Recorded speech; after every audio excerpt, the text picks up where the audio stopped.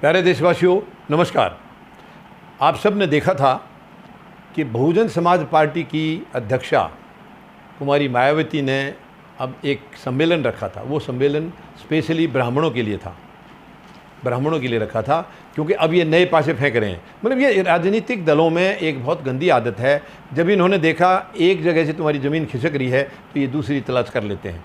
ये नहीं है कि जब तुम्हारा काम जनता को पसंद नहीं आया तो छोड़ के जाओ, दूसरे को करने दो। नहीं, आना है इनको थोड़ा। उनको अब ये जो ज़मीन तलाश कर रही है दूसरी, ये कौन सा, ये परमानेंट है, ये बेवकूफ़ बना रही है जनता को बेवकूफ़ बना रहे हैं।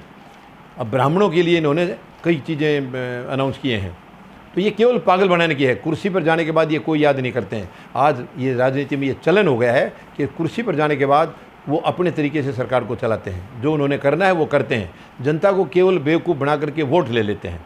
अब आज इन्होंने मुख्तार अंसारी जो हैं, इनके सांसद रहे हैं, उनका टिकट काट दिया है। और मुझे ताज्जुब हो रहा है, अफसोस हो रहा है, क्या कह के टिकट काटा है। उन्होंने ये कहा है कि हमारे यहाँ माफियाओं को टिकट नहीं दी जाएगी। तो ये तो शुरू से माफिया हैं, और शुरू से आप ही के सांसद या विधायक रहे हैं, तब आपने टिकट क्यों दे दिया था? तब क्या कोई शराफत का गुण देख के दिया था? वो तो माफिया शुरू से ही हैं।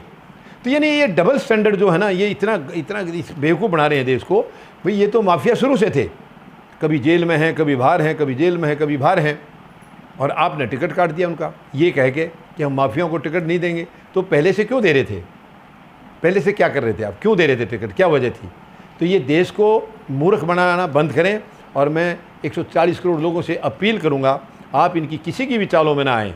सारी ऐसे करेंगे पार्टियाँ। बीजेपी भी कोई नए नए गेम खेलेगी। चुनाव नज़दीक आ गए हैं, ये नए नए गेम खेलेंगे। सब अपनी अपनी ज़मीन तलाश कर रहे हैं।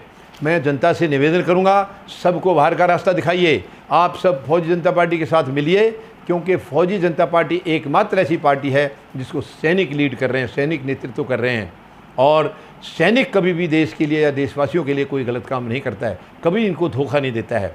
अगर देश को बचाना है, शुद्ध राजनीति स्थापित करनी है, तो फौजी जनता पार्टी ही एकमात्र विकल्प है। मैं सभी 140 करोड़ लोगों से, भाई बहनों से निवेदन करूंगा, आप सब फौजी जनता पार्टी का हिस्सा बनिए, और अपनी अपनी अभी 5 राज्यों में जो चुनाव आ रहे हैं, अपनी अपनी उम्मीदवारी के लिए आप संपर्क करिए, क्योंकि हम जनता के उम्मीदवार को ही टिकट देंगे, अपनी तरफ से उम्मीदवार नहीं थोपेंगे।